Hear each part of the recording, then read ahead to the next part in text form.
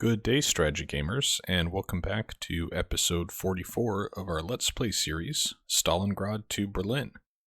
In this episode, we're going to be going over the air execution phase for turn 24 and the first half of the ground movement phase. In episode 45, hopefully we have enough time to again do some of the clerical work of HQ organizations and hopefully touch on leaders as well and their various roles. But for now, let's jump right into it. As always, we're going to take a look first at our weather report, and we see that for April 29th, 1943, on the ground, we have light mud, which is a big improvement over heavy mud. Remember, with heavy mud, our attacking combat values are pretty much multiplied to just 10% of their original strength. So a combat value 10 goes down to a combat value of 1. In light mud, it's still reduced, but it's significantly less so. It's kind of equivalent to much of the fighting that we're doing where there was snow or heavy snow. So while it's not necessarily the force's optimal combat values, it's still much higher than what we had with the heavy mud where we were at combat values 1s, 2s, and 3s. When we look at the air weather, we see that throughout almost our entire front, we have clear air weather, which means it's going to be perfect for flying. For next turn, we see that that again continues. However, it looks like there's some rain and precipitation coming in. So that might give us, in say 2 or 3 turns, another mud-like situation depending on how much rain hits us. And the forecast for the ground there is actually turning to clear in kind of our rear.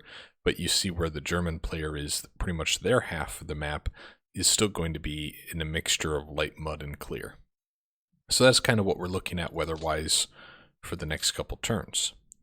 Now, for the air war here, I wanted to touch on something. We're not going to get too in-depth, but I wanted to highlight that, you know, when we just do a quick scan about, we see that we're actually kind of hurting in terms of our combat strength with some of the air armies. Like, for example, the 3rd Air Army really comes to mind here, and that's because their air superiority missions have been supporting one of our thrusts of the Adritsa campaign, trying to make it over to Riga. And here you can see that for some of these air operational groups, sorry, I'm moving the camera all about, don't mean to make you seasick or anything. You see that for a lot of these, we're 25, 20, 40, we're getting kind of weak in a lot of our air operational groups, and most of them are the ones that have our fighters in them. Right, and that's represented by this first icon here. Whereas the ones that are more full strength, like the 292nd Shad, these are actually bombers, right? Like this is what we would use to bomb infrastructure with. Same here with the 10 Shack. So those might give a misleading appearance to the actual health of the 3rd Air Army. Because when we look at, let's take a deeper dive here into the 3rd Air Army as an example. When we look at air operational groups that have FBF, right, fighter bombers or fighters is really what that kind of stands for, and things like the Yak-1, right, one of the more famous fighters that the Soviets had, we see here this group is at 80%. You scroll down a little further, they're actually at 125, so they're okay. 91, 106, but I think it's the bombers that are probably making a lot of that up. Let's go even a little deeper into the rabbit hole and see if we can find out here. Yeah, so it looks like they could have max 32, but they only have 14 ready, right? And we'll go back to, I didn't want to do that. I'm going to go back to the 3rd Air Army here. Yeah, take a look here. Right, so 65%, 80%, 65%. So really we're not doing that great in terms of our fighter coverage. And when we're at 60% in fighters, that's very noticeable when we're going up against German pilots who have, say, 90 to 99 experience and skill level versus our average of, say, 40s, right? We were seeing that all the time previously. And then there's also another element that I wanted to touch on. And that is just kind of the geography, right? Is visually here, where these elements are for the 3rd Air Army, it sure seems like they're pretty far away from the front, right? Look at this. I mean, there's 5 or 6 hexes here between the closest air base and the front lines. And a big part of that is we've got to start taking more of these air bases here and here. Like Idritsa is the perfect example, so that way we can continue pushing our air operational groups forward. Right. Right now they're a little bit stuck behind the lines, and we need to work on that a little. Now, by comparison, too, if we just do like the aggregated view, 3rd Air Army is at 64% in total, compared to 80% for the 6th Air Army, and that makes sense because for the 6th Air Army, their area of operations, we haven't had as much happening over here, right? The majority of their air groups are actually up here, where we haven't had major offensives or a lot of air superiority missions being run. Another thing I wanted to touch on was, to that range comment, is you can go right here underneath the Air Army and look at range circles, and I find this really helpful. And for a whole Air Army, it can get a little confusing because they're so wide, and it includes everything from your level bombers that go all the way out here to your fighters that are a little closer. You can pick and choose some operational groups. Like this is Yak 1Bs. Let's get a little bit more detail here. Yeah, so pretty much they're all fighter bombers or fighters in this air operational group. And you look at their range circles, and you see they can't even cover here past the Idritsa hex. So if we were to do any type of, say, ground support missions, pushing out here to Idritsa or any of these hexes that I'm hovering over, we actually wouldn't be able to get any fighter patrols accompanying those ground support bombers because it's outside of their range, and that's one of the most forward-facing operational groups that we have in the 3rd Army. So we've got a bit of a gap that exists. I'm going to turn the range circles off. A bit of a gap that exists here in this entire pocket around Veliki Luki, right, where there aren't any air bases. The next one is here in Idritsa, and then you see you have these 4 even further by the Divina River. So that's something that we need to be mindful of. So given all of that, I've changed the air doctrines to have minimum weather fair, which is getting us a little bit back to what we were like in previous episodes where we were having air operations once before. But I'm not getting too aggressive. I'm not upping the intensity any. I'm keeping it a little lower like we had originally until we can get these air groups moved up in some of those situations. And it's a similar story down here, by the way, too, with the groups that were in Stalingrad. They have moved way up on the front lines, right following our ground HQs.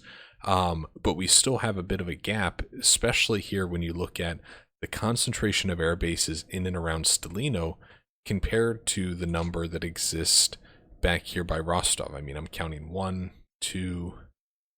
There's just not nearly as many as there are here around Stalino. So that gives, again, the Germans more of an advantage when they're trying to counter our air operations. So we're going to continue being conservative because, again, I feel by the time we get to July, June, that's really when we're going to need our Air Force. Those are the months that it's really going to matter for us. So we'll go ahead and execute the air directives. Let this cycle through here. You should see recon going up right about now.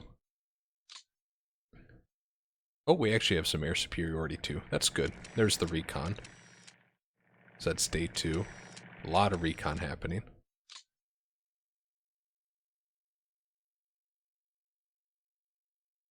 Yeah, not intercepting anything.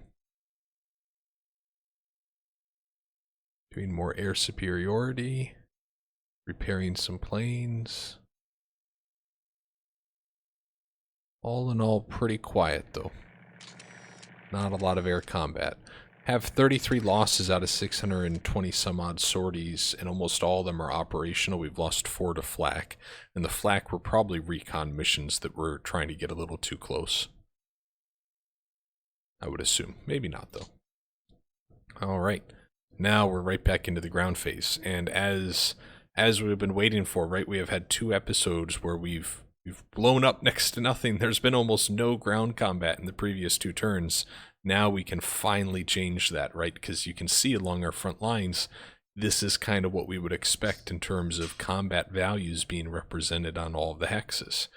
Now with that, though, we have to have a word of caution that we need to be very aware as we review our front line of where the Germans may now be ready to counterattack, because remember the last 2 episodes we moved forward a little bit aggressively where they pulled back under the knowledge that they would not be able to counterattack in those turns because the heavy mud still existed for them.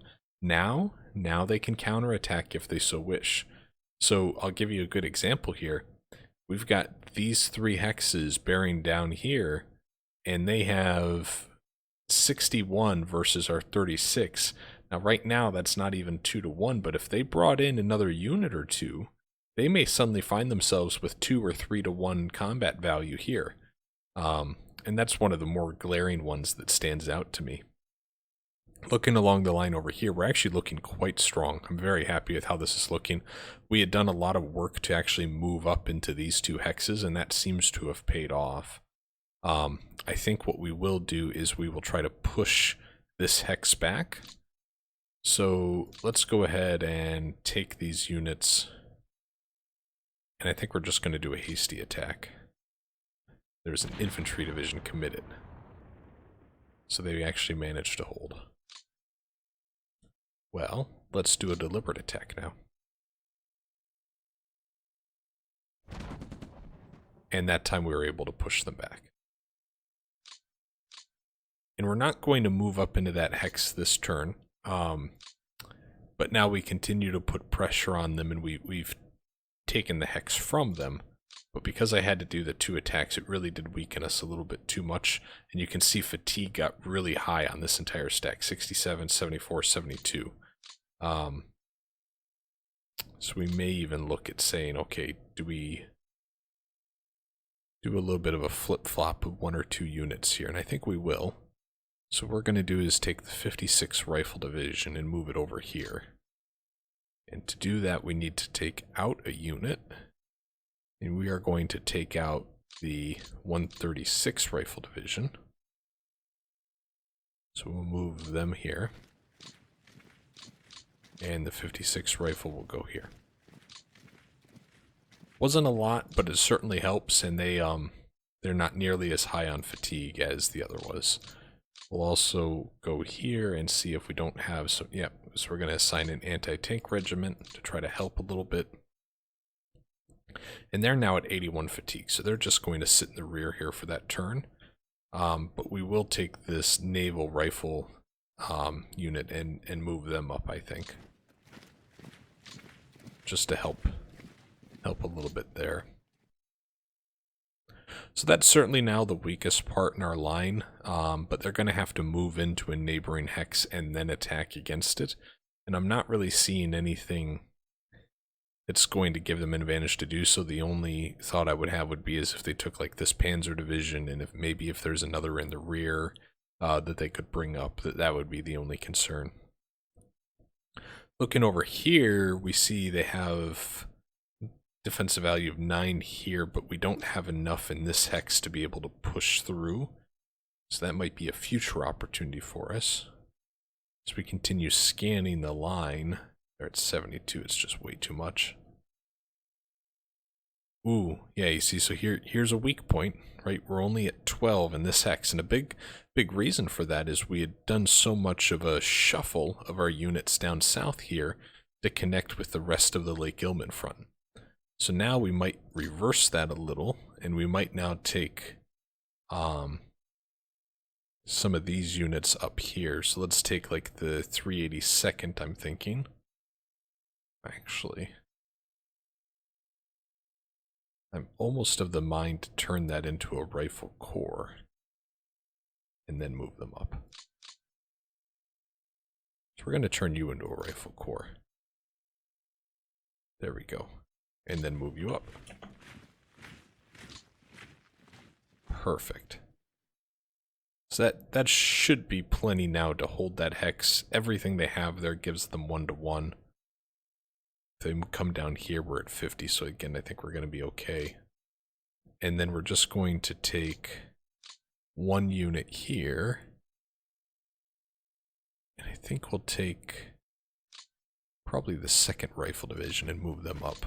So that's 33, so that should be enough to hold that. 32 here, 44. So they're about 1-to-1 here, but we should be fine. Over here we're at over 100, and we can actually probably try to break through against this hex, I would say. So let's take this stack and see what this looks like. So that's not quite 3-to-1, so let's add artillery as well. That now gives us 3-to-1 against a defensive hex of 3. Let's do it. Alright, so we push them back. Still have enough strength there to hold. Here you're at 1-to-1. Down here, though, we would be at 2-to-1. So that's something that we want to look at. I think first, though, along this line here, I'm going to push. And I think we're going to take this Rifle Corps and have them attack north. So we route at them.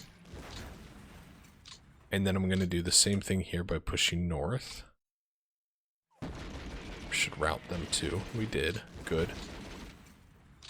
Now what we can do is we'll take our strongest rifle division here, which is probably going to be the 274th. We're going to move them up to reinforce that hex. So now again it would be about 1-to-1 should they choose to attack. I think we'll take the Rifle Corps up here. So now we're only at 10. Let's then take this Rifle Corps and move them up. Now they're at 21, which is kind of 1-to-1. Good. Good. I think that turned out very nicely. And now, right, the same thing. I'll say it over and over again. You guys are going to get really sick of this. I mean, we're nearly at 50 episodes, so surely you're already sick of it. But creating an opening that now they have to find a way to fill in, which then should give us opportunities along the front to continue pushing, as opposed to worrying about their counterattack as much as we otherwise may. Down here, have an opportunity against this element of the 12th Panzer. So I think we'll take that opportunity. 3-to-1. Oh, infantry division was committed, so let's see how it goes. And we did push them back. Good. And there, you see that it's going to seem like a small thing, but about 1/4 of their armor was lost in that one simple battle. Panzer IIIs, though, so nothing too shiny. Nothing too shiny. Now, we're going to take this huge stack here and move them down.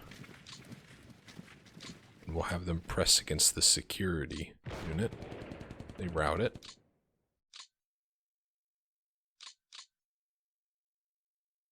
I think we'll take this stack even further forward.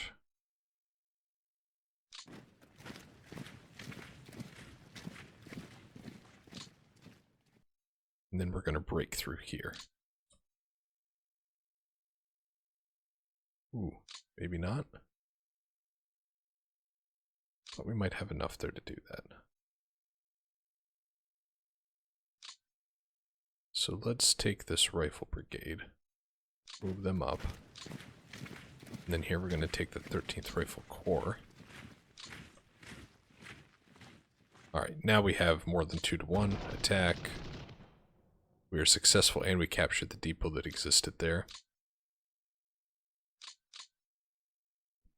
Don't quite have enough to move everyone up, but we do have enough to move you up.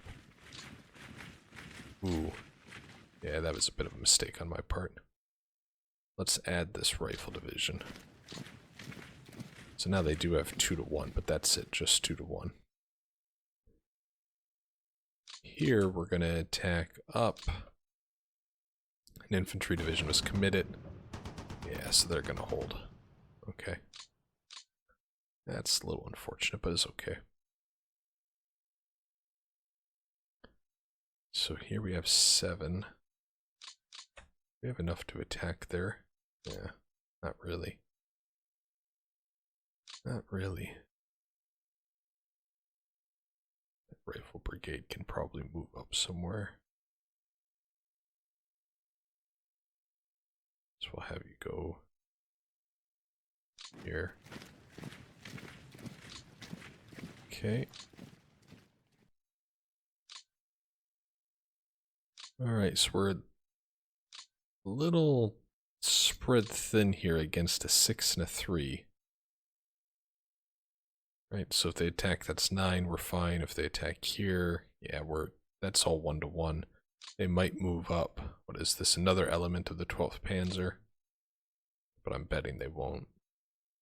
Yeah, and we continue our push then on Peskov. This is great news. Down here, it gets a little dicey, right? Because right now they have 2-to-1 against this unit. So we're going to take this rifle brigade and move them up. Just to help out a little. And I think that says 19. Turn off the... Yeah, 19. So we're probably good there now. Gonna have to stay static here. They'd pulled back in a few spots. I'd gotten all excited, if you remember from the last episode, because they I misread the message for what phase they were in their turn, and I thought they had completely emptied this entire area around Idritsa, but I was very mistaken when I thought that. But the good news is we can now move up here. We're going to take this mechanized corps up. Then I'm going to take this 3rd Guards tank corps.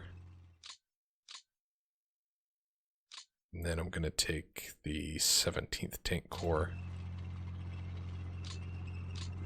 Let's see if we can break through. Alright. Ladies and gentlemen, we have taken Idritsa. That is some great news. And let's get a rifle division up there to help too. Alright, defensive value 59.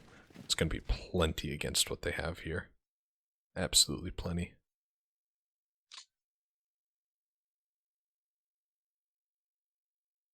Could move that rifle court down. Let's do that. They're at 13. It's pretty close to 1-to-1 of how it's sitting right now. So what we will do is take 381st Rifle Division over. Now that's at 15. Yeah, it's still going to stay about 1-to-1. That's okay. I'm going to take these 2 tank corps back here.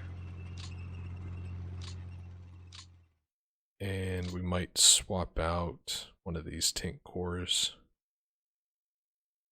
Might actually swap out 2 of them. Let's move you there. Going to take the 14th Rifle Corps up.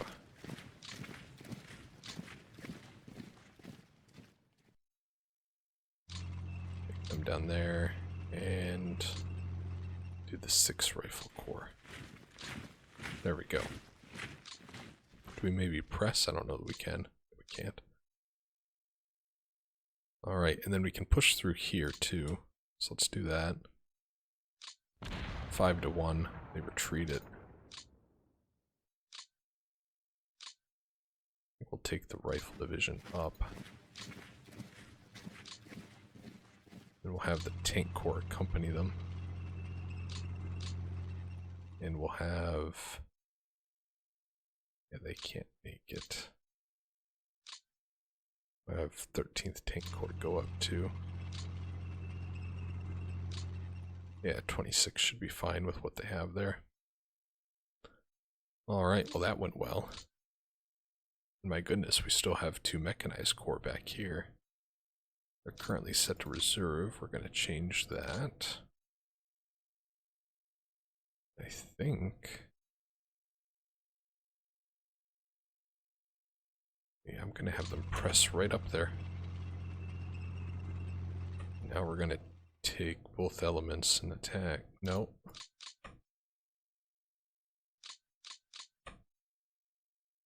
Yeah, but nope, we can't. Okay.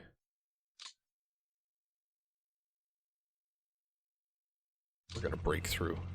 We're gonna keep going. Look at us. We'll have this rifle corps come up here. Fourth Army has arrived, everyone. They have arrived.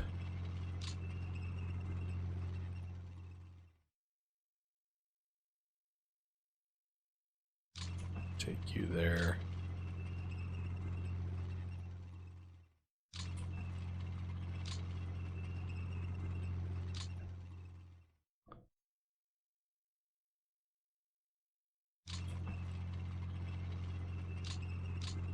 Wow, we had a lot getting ready back here, didn't we? I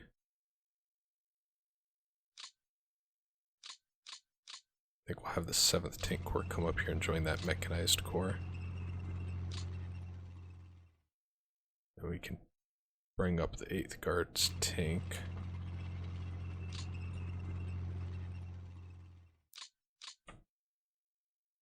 Yeah, we just running out of movement there.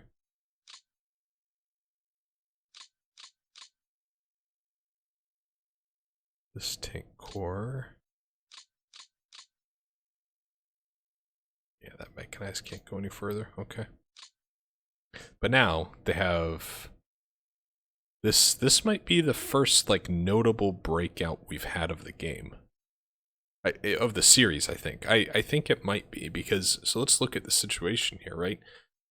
We not only have gotten behind their lines quite some distance, we don't have reconnaissance on anything within 5 hexes that has nearly enough strength to even have 1-to-1 odds against that, right? Like there's no SS Panzergrenadier division within sight. Again, could be that it's sitting back further closer to Riga refitting or something and we just don't have recon on it. It's possible, absolutely. But it's looking like they don't have a counter to that. Which then means they're going to have to simply try to form a perimeter around it to keep us from breaking out further. Which then means they're not going to be using their forces to contain this breakout, right? Because this is just a stack of 12 if you consider these 4 hexes, right, that are just going full steam, and we're going to come from the north and try to go right here towards Rezhniki, right, and just try to have this complete breakout of the line, which then should stretch the German side far enough that we can continue on to Riga without any serious qualms. The difficulties, the things that might stop us or hurt us in this endeavor are, well, what would they be? I think it would be that you have like this Wicking SS Panzer Grenadier Division and others we don't have reconnaissance on. You have the 4th Panzer Division, etc. That if they can get them up here quickly enough, if they can counterattack this turn, that unit, then they might be able to plug this hole and keep us from getting to Rezhniki. But if they can't get any sizable force up here to try to push back these 2 units, then I don't think they do stand a chance.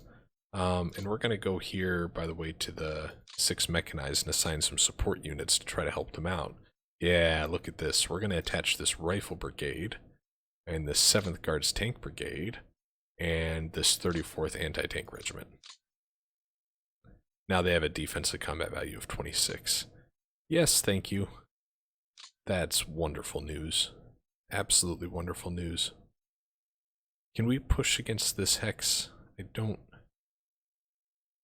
know if we can. No, okay.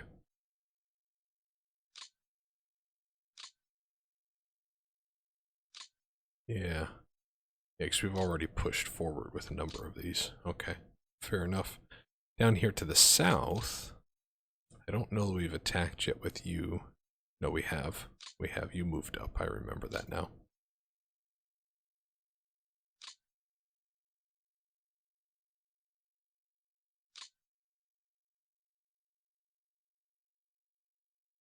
Yeah. Looking here. We could push against this hex, I'm thinking. 2 to 1. They retreat it.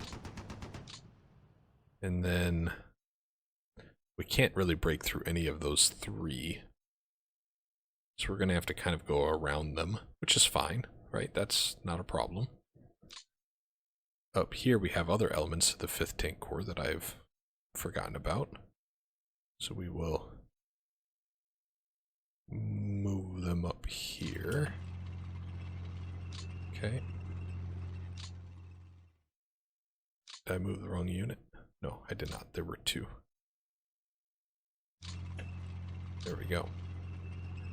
Yeah, wow, this is exactly what we had wanted to do in this entire pocket, right? By bringing in the 4th and 5th Tank armies, letting them sit in reserve, building up their combat value, right? Lowering their fatigue. This is what we wanted. Okay, so here's something that I did miss. Fatigue is really high on these 2 units, 73 and 68. That might be a problem. Yeah, that would probably have a pretty big impact to them in combat. So that's something that might foil our plan here. But I'm still optimistic that even if they push these guys back, we have enough now here that we're going to be able to break through this line. Even if it's not with these units, next turn I think we can replicate it once again. Moving along the front though, now comes the question of, do we continue pushing south with these units, whereas we have been kind of building this defensive line, right, across from them? And I think the answer is yes, we want to. And one of the reasons I say that is I want to try to tie down these very same units like the 4th Panzer, the Wikinessus Panzer Grenadier Division, and I thought I saw another. I thought 12th Panzer was down here. Maybe that was north and I'm forgetting myself. But I want to put pressure on them and make them commit to defending this line, and to know that if they pull these guys back, then we can just push south here with these units or go around them. So I think we're going to take this stack here, which is 2 rifle divisions and a rifle corps, and we're going to move them south. And that's the defensive value of 34, which is plenty against what they have here. We're then going to take this stack south. 17 is fine against an 8. And then we'll take this stack south, which is 9. I don't know what they have here, so that one might be a little bit at risk, but again, we want to put pressure on them to kind of commit to defending this line instead of coming over and addressing the issue that is happening to their west. Here we don't have any more units in reserve to bring down, which, you know what, that's okay. We've gotten a little spoiled there. We do have that, well, the rifle division belongs over here on this front, in all honesty. I think I might actually, yeah, we can take them off refit and have them come and help plug that hole. Not hole, but we're just a little weaker there. Now they're at 67, so that's good. And then we've brought all of these rifle brigades over. Can I build you up? Yeah, so now we have a rifle corps there.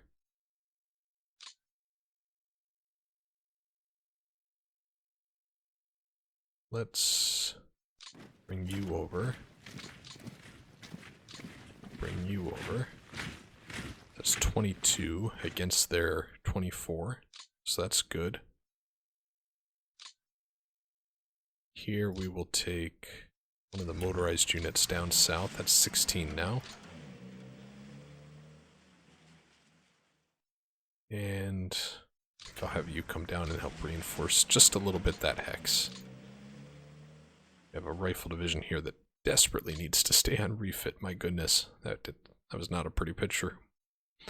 And now we kind of, right, this situation's a little bit more under control than it was 2 turns ago.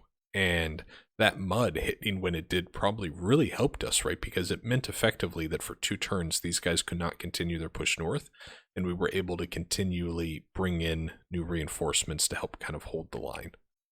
And actually, one thing that I am going to do is here's the 18th Panzer. We're going to take both these units back one. Maybe back two even. Yeah, I'm going to bring back two. So it paints a really confusing picture, but now our front line is effectively this, right? And what we will do is... Oh, and actually the 5th Guards should really be over here. There, so we've rectified that anyways. And then we will bring you there. There we go. So, if they want to take the Panzer Division and go completely behind our lines with it, I'm gonna welcome that. Because I would love to take an entire German Panzer Division, encircle it, and have it surrender. I would love that opportunity. And literally the worst consequence that would happen to us would be that they could damage these two rail lines. But even if they do, I have already established at our front lines this rail construction repair unit that would be able to come in and within 1 to 2 turns rectify the situation. So I'm feeling pretty good about that. Now, a quick note over here, right? So I looked because I saw this was red, and I wanted to see if it was damaged, but no, you see it's red because this airbase is actually at 156% capacity. So this speaks to what I was trying to explain in our air execution phase of there's this huge gulf of airbase capacity that we have right now here that we need to take some of these hexes to move things, for example, up to the Dritsya airbase. And yeah, these 3 actually are all over capacity, it looks like. So that way they're not all cramming into the furthest forward airbase trying to effectively support our units. Continuing on south towards Smolensk here, I think we do have some opportunity to just put pressure on them, like with these 2 hexes we're just going to push, I think. That routed that Luftwaffe field division. And it doesn't seem like that's doing much, guys. I know, I recognize that, but let me just again emphasize this point. They now have a hole on their front lines, and they simply don't have enough ground forces, enough elements, enough operational divisions or brigades, what have you, to cover every hex of their front line. And when we do things like that, it makes it obvious to them that they have that issue, which then forces them into some conservative decisions. So it's of immense value to be able to poke holes in their line, just like we're doing there, and just like we're going to do down here. So let's take... I think we're just going to take this stack plus the arty and have them go.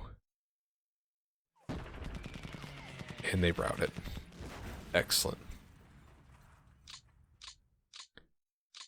Back here we have a rifle division, and this particular army is kind of all over the place, and we're going to bring them down to help with this push south. Well, actually, I'm going to wait until I see how all this plays out, because I did not see how they have actually pulled back all along this pocket here. Look at this, how they've retreated. So that's very interesting, and we need to think now about how we can best take advantage of that. Defensive value, there's 32. We can't see it because of the Smolensk title. Down here we have 2 opportunities to push against. Question is which would be, going to use this term very loosely, which would be right, which is the correct decision.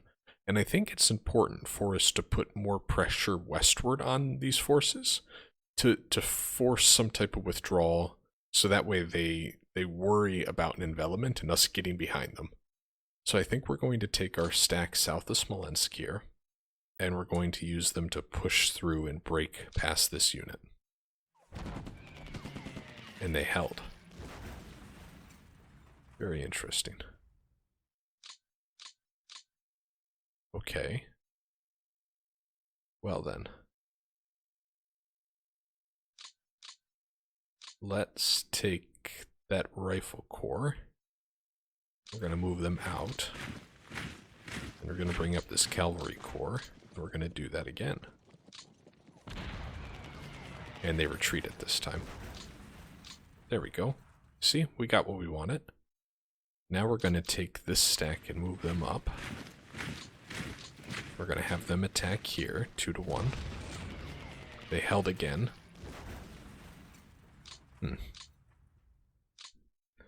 Move you up. And we'll have you attack. Yeah. Let's try that again. Alright, and we routed the 2 infantry elements of the 292nd Infantry Division. That is excellent news. Here, I'm actually going to move you up here. We're going to push through this unit. They route it. Here we go. And so here I'm being more mindful of the situation, right? We have 2 units at 92 and 72 fatigue. I'm actually going to pull them back. I'm going to pull both of them back here. Because that fatigue is just such a problem. 97 and 85, my goodness. 42, 35, so that's a little better. So what I'm going to do is bring them here. We're going to attack this unit. It's almost 3-1. We routed them. So all 3 elements of the 292nd Infantry Division are in a rout status right now. That's great news. I think we're just going to push up a little further. Oh. No. I missed this. Shoot. So let's take this rifle corps and move them up. And we're going to have them counterattack right to give these guys some breathing room.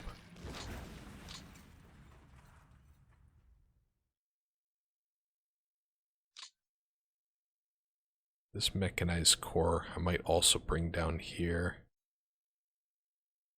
Yeah, you know what? We're going to get a little crazy here. Let's make them solve this problem.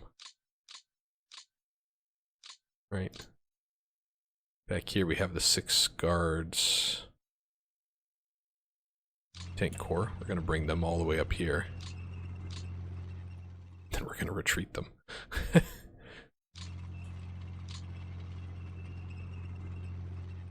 There we go. That rifle corps is exhausted.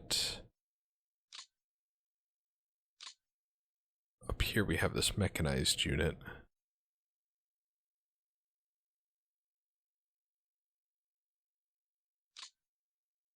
Let's look over here for a moment.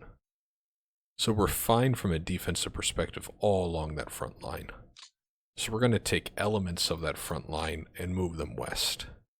So for example, I'm going to take the 7th Guards Rifle Corps. I'm going to move them over here. And then I'm going to take 44th Guards Rifle Corps and also move them. No, I'm not going to. Might take the 42nd though. Oh, I'm thinking though.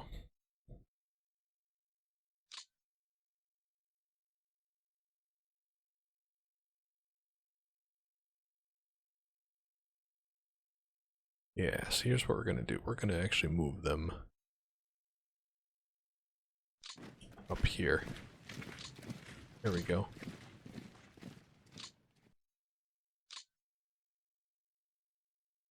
And we might bring the rifle division up here to help them. And then we'll push back this unit. No, we don't have enough to do so.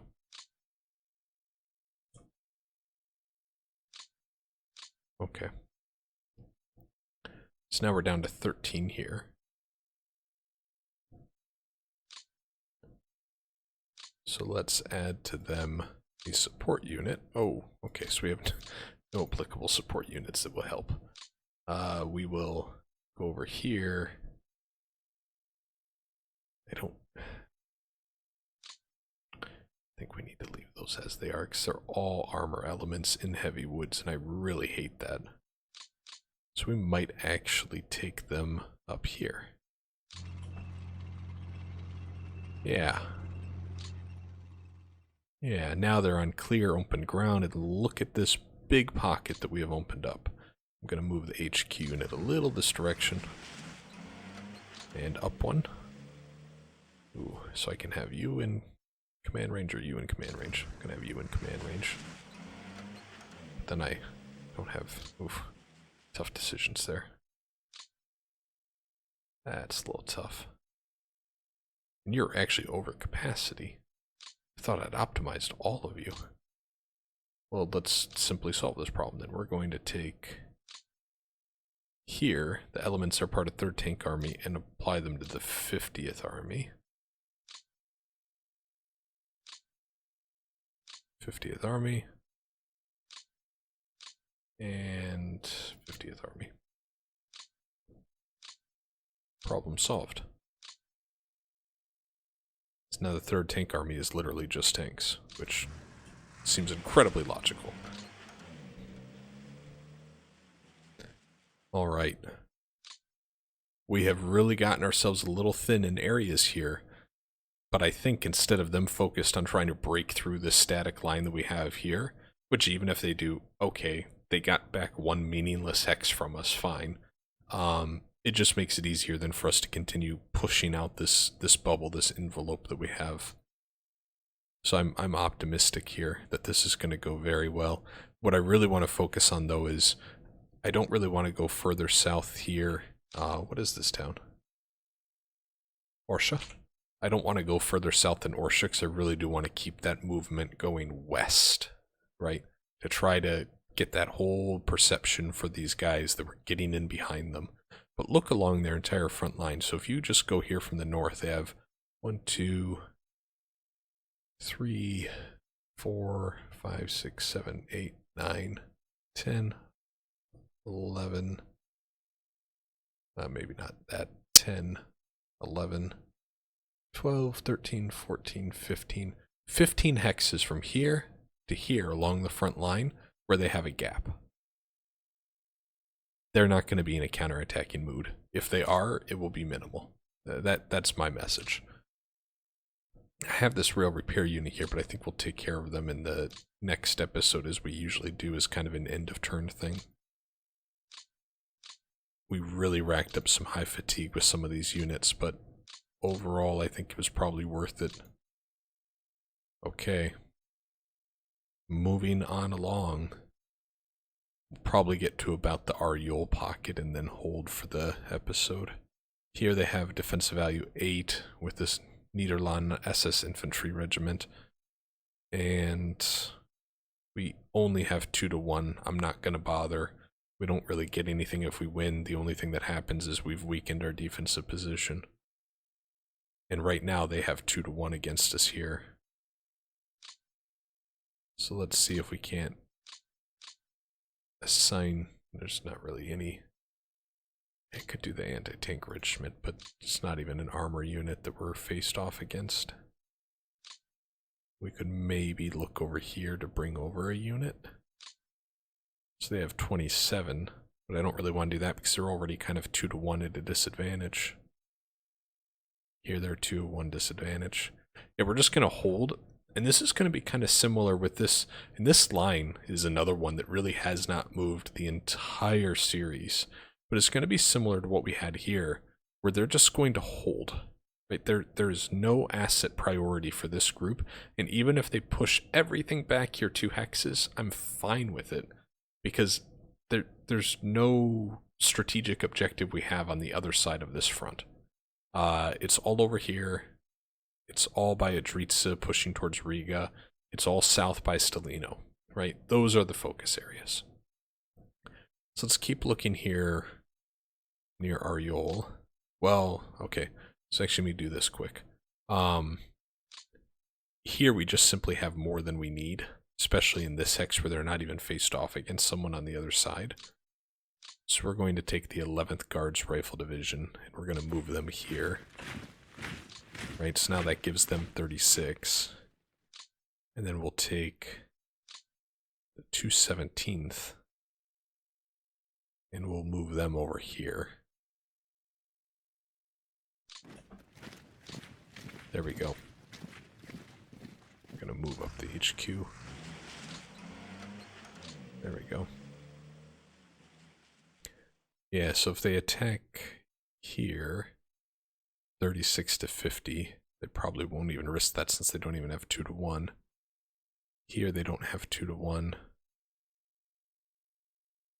Here they almost have 2 to 1. Yeah, I think now we're looking in a much better spot. The only one we'll take a look at is this is 10th and 50th Army. We'll see if either of them have any support units. 50th does not. What about 10th Army? Oh, okay, so 10th Army. Let's attach the 94th Tank Brigade. There we go. That should help. Over here, yeah, they can't push through anywhere, and we can't push through anywhere, so it's kind of a bit of a stalemate in that sense. Down here, we had, if I remember correctly, we had some opportunities where they had pulled back in the heavy mud, but we didn't have enough to break through because our attack value was all 1.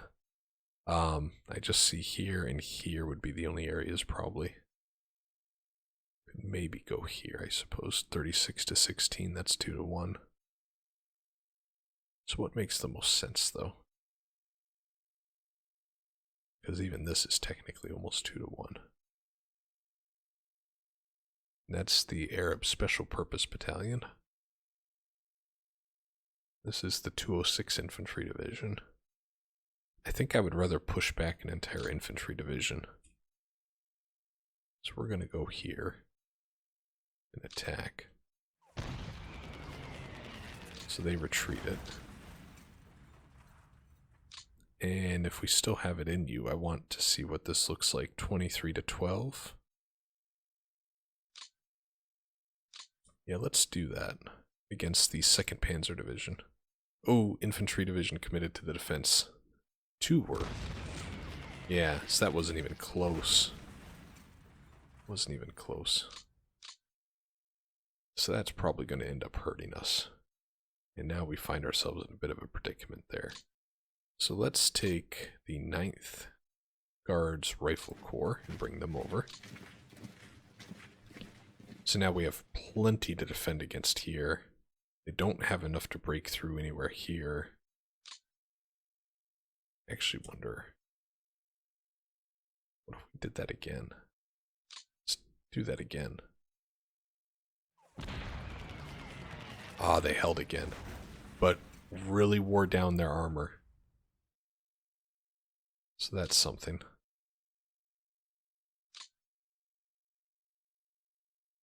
I'm gonna move over this rifle corps.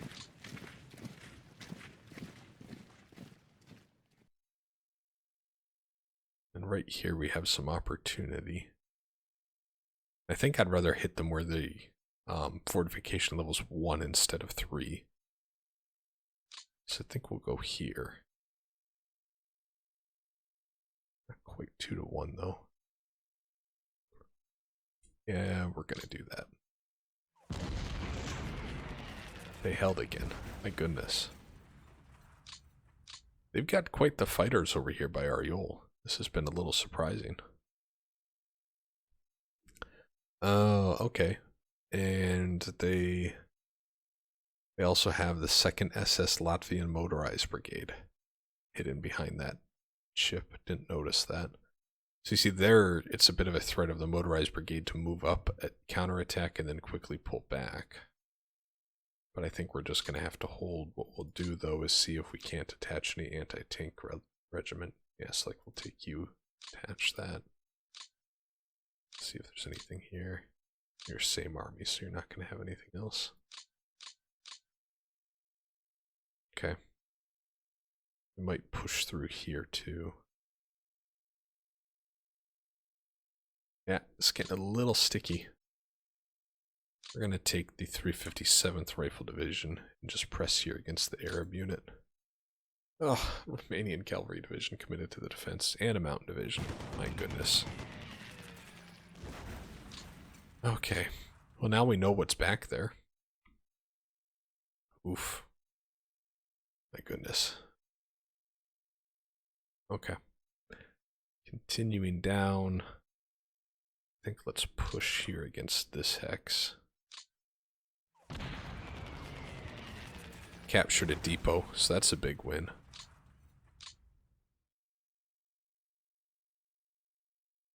And then do we move up, is the question.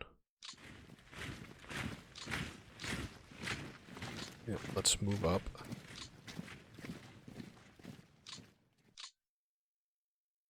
Alright. And over here, that rifle corps in the rear. Debating if I move you down here to help with that a little bit more. So we're actually going to call the episode here, I think. And then in the next episode, we've made some great progress. So we'll pretty much go from Kursk down through the Crimea. And then again, time permitting, we'll go over some mechanic stuff as we usually do in that second episode, as well as railroad repair. And I also want to take a look in the next episode about what our reserve box situation is.